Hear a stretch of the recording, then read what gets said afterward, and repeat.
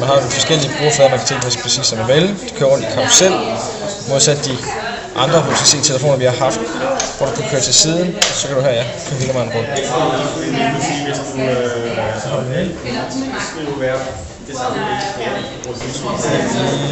Noter.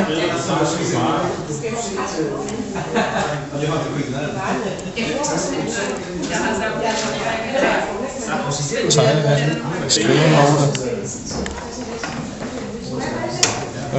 Når man så trykker save,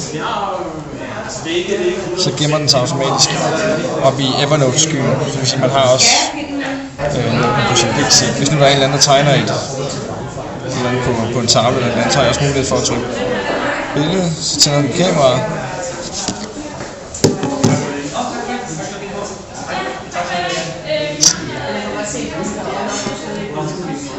Og så lægger den så det ind. Så kan vi så tegne henover. Det er det her, vi gerne vil have lavet. Og så også mulighed for at ændre farve. Ændre pen.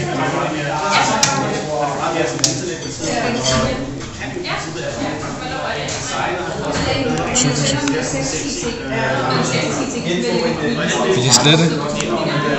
Vi kommer ved at trykke på en af knapperne. Man kan selv definere, hvordan det skal gøres. Så kan man slette det. Og skrevet.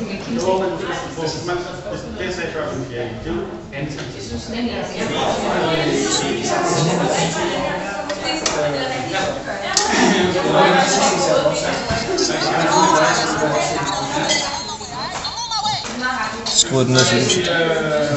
Igen, det er en testsag. Så gå ind og streame filmen direkte til via DLNA.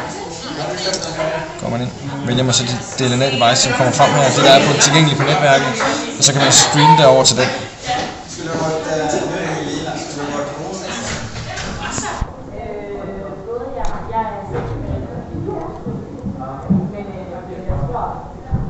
Og sådan en input meter.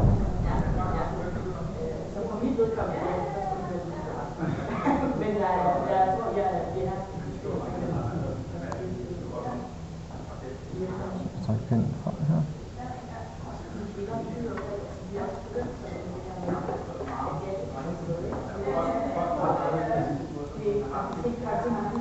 Når man så vælger at lave et notat af en eller anden art herinde, så giver den det her mærke, som man ikke kan finde tilbage til. Så kan man bede den om at trække det, man skriver. Det kan man bede dem om at trække ind i dokumentet, så man har lige sine notater stående.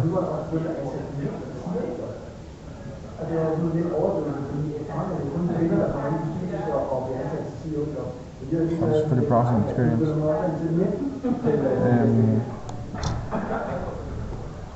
Tjek lige det ud, der står her. Igen, del det via Facebook for eksempel. Sæt det på en mail. Og se hvad de skriver om os. HTC laver den bedste tablet overhovedet.